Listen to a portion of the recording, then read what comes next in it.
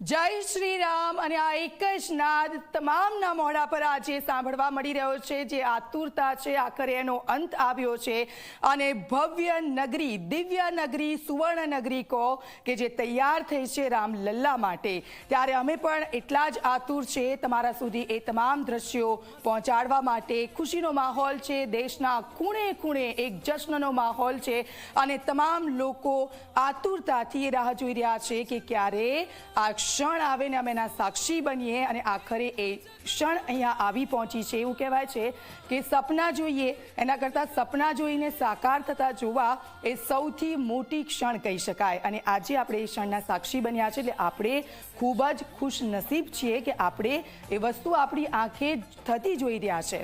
આપ જુઓ, દરેક જગ્યા પર એક ઉત્સવ છે, માહોલ છે અને જે રામનગરી જે તૈયાર કરવામાં આવી છે, પ્રભુ શ્રી રામ તેમની રાહ જોવાઈ રહી છે।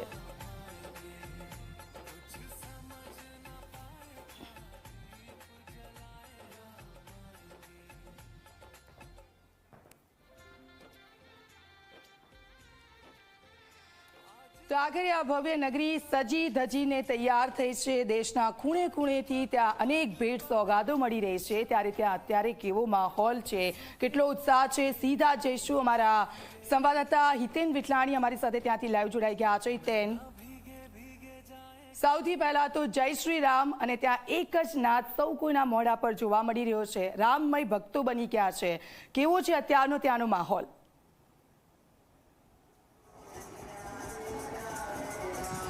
બિલકુલ દીક્ષિતા, ઝી 24 કલાકના તમામ દર્શકો સહિત તમને પણ જય સિયારામ। અયોધ્યા અત્યારે જય સિયારામના નારા પર ગુંજી રહી છે। આ જુઓ, સવારની તસવીરો છે। હાલાકી તમામ કલાકારો જે છે તે પોતપોતાના મંચ ઉપર પહોંચી ચૂક્યા છે। લોકો નાચી રહ્યા છે, ઝૂમી રહ્યા છે, કારણ કે આજે પ્રભુ શ્રી રામ 500 વર્ષ બાદ જેલવાસમાંથી પોતાના ઘરે એટલે કે મંદિરમાં, ભવ્ય મંદિરમાં પ્રવેશ કરવા જઈ રહ્યા છે। જો આજના કાર્યક્રમની અગર વાત કરું તો અત્યારે હું રામપથ પર ઉપસ્થિત છું।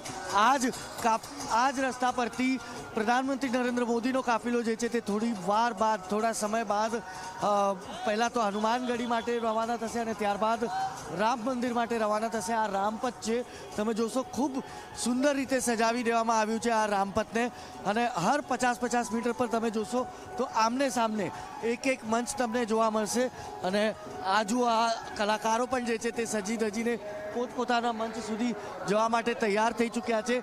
અગર વાત કરીએ તો પ્રધાનમંત્રી જ્યારે અહીંયા પહોંચશે ત્યારબાદ 11 થી 12નો તેમનો કાર્યક્રમ જે છે તે આરક્ષિત છે। તે આરક્ષિત સમયની અંદર પ્રધાનમંત્રી જે છે ભવ્ય રામ મંદિરના નિર્માણમાં જે શ્રમજીવીઓ, જે શ્રમિકોનું યોગદાન છે તેમની સાથે વાતચીત કરશે, ચર્ચા કરશે, વાર્તાલાપ કરતા જોવા મળશે। જે તસવીર આપણે કાશી વિશ્વનાથમાં, બનારસમાં જોઈ હતી તે તસવીર આજે અહીંયા ફરી એકવાર જોવા મળશે, પણ અહીંયા કંઈક જુદી હશે। તસવીર જુદી એટલે હશે કારણ કે અહીંયા 550 વર્ષની લડાઈ, સંઘર્ષ બાદ આ મંદિર જે છે તે બન્યું છે, જેથી ક્યાંક ને ક્યાંક પ્રધાનમંત્રી પોતે આજે જે છે તે થોડા ઇમોશનલ જરૂર જોવા મળશે। છેલ્લા 11 દિવસથી નરેન્દ્ર મોદી પીએમ પોતે જે છે તે ઉપવાસ કરી રહ્યા છે, પ્રાણ પ્રતિષ્ઠા મહોત્સવના તમામ નિયમોનું પાલન કરી રહ્યા છે। આ તમે જોશો તો અયોધ્યા નગરીની સુરક્ષામાં આ 24 કલાક આ સુરક્ષા જવાનો જે છે તે ખડે પગે ઊભા છે અને લગભગ તે ગઈકાલ રાતથી આ તમામ જવાનો જે છે તે અયોધ્યા નગરીને સુરક્ષિત રાખવાનું કામ કરી રહ્યા છે, કારણ કે 7000થી વધુ આમંત્રિત મહેમાનો જે છે તે અહીં પહોંચશે। कहाँ से आए आप? मथुरा वृंदावन से आए हैं हम। मथुरा से आए? जी जी जी, मथुरा वृंदावन परफॉर्म करने वाले सांस्कृतिक कार्यक्रम है हमारा। आज हम बहुत खुश हैं राम जी के अयोध्या में आकर और ये हम अपना डांस की संस्कृति दिखाना चाहते हैं। मोदी जी को बहुत बहुत धन्यवाद, थैंक यू सो मच। जय श्री राम। जय श्री राम। मोदी जी को बहुत बहुत धन्यवाद। हम लोग कलाकारों का ग्रुप इनने हमारा लगवाया यहाँ पे और ऐसे ही लगवाते रहें। जय श्री राम। आज बहुत ही दिव्य और भव्य प्रोग्राम है प्रभु श्री रामचंद्र जी का, और जो है वीडियो बनावा कैसे जय श्री राम। दिव्य प्रोग्राम માટે હવે કલાકારો પણ જે છે તે એક બાદ એક અહીંયા પહોંચવાના શરૂ થઈ ચૂક્યા છે।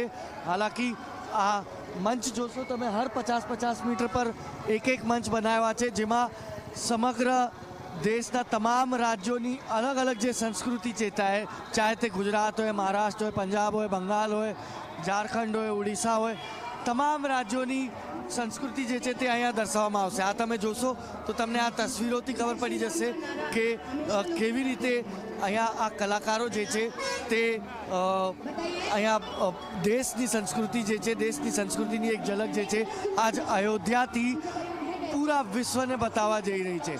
તમે અત્યારથી જ તસવીર જોતો તો લગભગ તમને આ અયોધ્યા નગરી, આ રામપથ જે બિલકુલ, રામ બિલકુલ. મંદિર તરફ જઈ રહ્યો છે. બિલકુલ હિતેન, આપની પાસે આવીશું, અપડેટ્સ પણ રહીશું, પરંતુ